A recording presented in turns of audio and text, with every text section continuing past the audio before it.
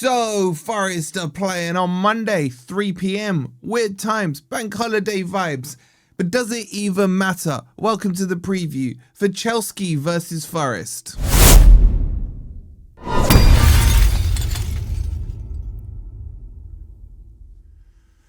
Hi guys, hope you're doing well. Welcome to the preview for Chelsea versus Forest. Coming up, we'll talk you through the injuries. Spoiler alert, it's weird at the moment.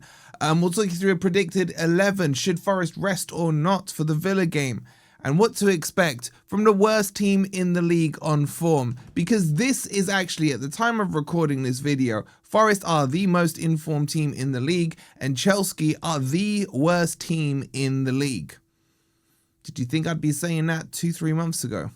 Anyway, we are where we are. So make sure you've liked, make sure you've subscribed. Make sure if you want to support us further to check out our Patreon. We got a video there about a left back being linked to Forest and what's going on with Edu. Some updates for you guys there as well. So check it out. It's also pinned in the comments. Okay, let's talk about this game. Look, I'll be honest with you, right? At the time of recording this, West Ham have lost, Spurs still haven't played.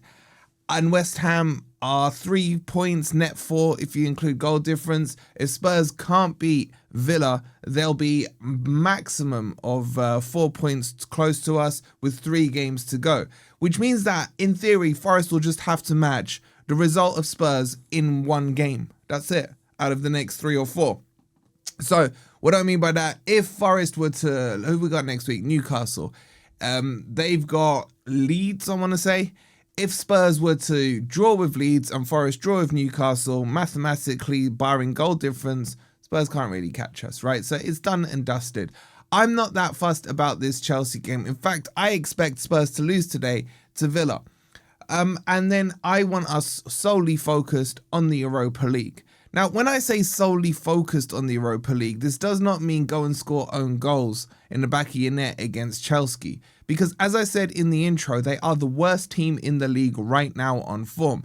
And I don't want to hear this, oh, they got a new manager, oh, Dan Potts is in charge, he's taken over from Matisse and all of this. No, they're still the same dumb players in the same dumb club with the same dumb ownership. So I actually think Forest B team could go and beat Chelsea at Stamford Bridge. Chelsea haven't beat Forest at Stamford Bridge in over 30 years.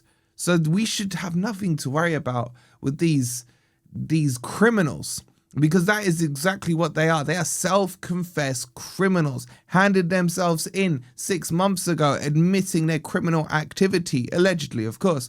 And they've been breaking UEFA rules, getting transfer bans and everything like that. They're beneath our standards.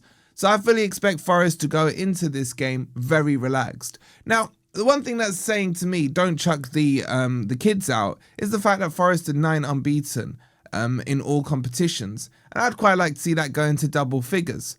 So getting a draw or a win against Chelsea gives us momentum into the Villa match. And I'll be honest with you, the best tonic for our players being fit and our players being ready for the game on Thursday is to beat Chelsea, because they'll bounce into it on Thursday.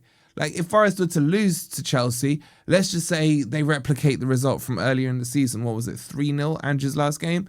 Then that puts a little bit of a dampener on Forest going into it. And that's why I expect Villa to beat Spurs today, because I expect Emre to look for that tonic that, he wants to get his team into the Forest game on Thursday on a bit of a bounce. So anyway, so look, that's the background to it. In terms of injuries, this Murillo thing is doing my head in. I am adamant he's fit, okay? From what I hear, he is fit. Whether I don't know what they're doing with him, I don't know what he's doing, what's going on there. There's all kinds of weird crap, right? On Cunha, I don't know. I think he's doubtful, but close. So I think we may see Morato coming in against Chelsea. And against Chelsea, you know what? Chelsea are scared of him. Remember what happened on the sidelines when they went after Nico Williams, what Morato did? They're going to be scared of him. So I don't mind Morato starting in this one. I think Ndoye is out, and I think Sangaré is still out. What those injuries are undisclosed. Probably some kind of muscular injury, probably hamstrings, etc.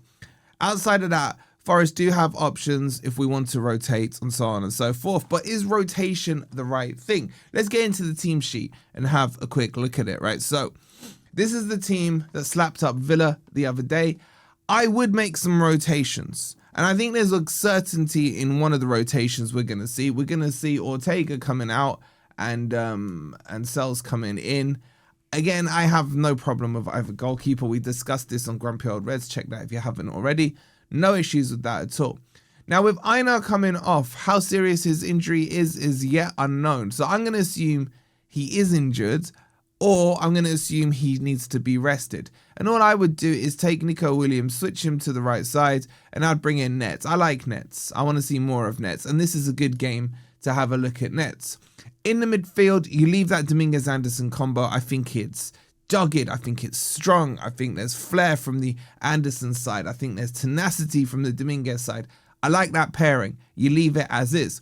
And the only other rotation really you could do is, do you want to rest any of the front four? Potentially, what we might see is Woodinho rested and Taiwo brought in, because Taiwo's not in the Europa League squad, if I remember rightly. And Taiwo does score goals against Chelsea. So I actually wouldn't mind Taiwo coming in for this one. In fact, I would select Taiwo in this game because he has history against Chelsea. And you know what? It's Chris Wood for Thursday where we're going to need him. And let's not forget, Chris Wood is off the back of a major injury, so we don't want to have to overplay him. And then the three behind him, would I make any changes? Not really. I think Hutchinson is red hot. I think Gibbs-White's in good form. I think Jesus wasn't brilliant against Villa, but has been excellent over the last couple of weeks. Maybe McAtee, if you wanted to make just a further resting change, you take out Jesus and you bring in McAtee in the 10, something like that. Or you leave Jesus in, you see where we are after 60 minutes, and then you start, if it's a draw or if we're winning or whatever, just make your subs. Just make your subs and get them off the pitch. So I kind of think I would go with that team, to be honest. And I think that team, honestly, is strong enough to beat Chelsea. Any other changes? I'm just looking at the bench. Luca, no thank you. You could bring Ryan Yates in. You could see maybe Yates in for Dominguez or Yates in for Anderson. That's another switch that could happen. And maybe if you wanted to bring Backward in and rotate in with Hutchinson a little bit, that could happen as well. But overall, I don't think you over tinker with it. You make the goalkeeper change fine, and then you cover any injuries, and then you protect those ones who have been on long-term injuries like Chris Wood. So that'd be roughly the team I go with. In fact, I'll probably just start Jesus. You know, I want to see McAtee play, but maybe McAtee for Hutchinson, because McAtee can play on the right-hand side. I'll go with that. Let's not over tinker. You agree with that or not? Let me know in the comments. So how do I see this game going? I think it's going to be quite a non-eventful game. I don't think Chelsea are good enough. I think subject to Spurs not winning against Villa, the pressure will be off Forest. We're just going to go through the motions on this one. So honestly, I see this ending up as a 1-1 draw. Now, if Spurs were to win, then yeah, that does change the mindset slightly. And then Forest could push on and quite comfortably get a win at Stamford Bridge. So I'm gonna go on the presumption that Spurs don't win, and I'm gonna go for a 1-1 draw. And that'll be 40 points. That's more than enough to keep us up. I still think 37, and you're safe. But that's my prediction. So get yours in the comments down below. Make sure you've liked. Make sure you're subscribed. We'll see you for the game tomorrow. And if Spurs do pull off a miracle, I guess I'll be back and saying, maybe I was wrong. We'll see. Go check out Patreon for the additional content. Thank you to all our Patreonies who are over there supporting us. Much love to you guys. And we'll see you on the next video. Come on, you Reds.